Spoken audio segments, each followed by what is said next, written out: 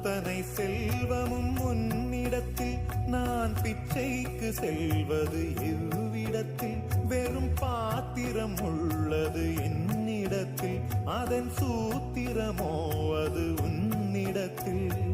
ஒரு முறையா இருமுறையா பல முறை பல பிறப்பெடுக்க வைத்தாய் புதுவினையா பழவினையா கணம் கணம் தினம் என்னை துடிக்க வைத்தாய் பொருளுக்கு அலைந்திடும் பொருளற்ற வாழ்க்கையும் துரத்துதே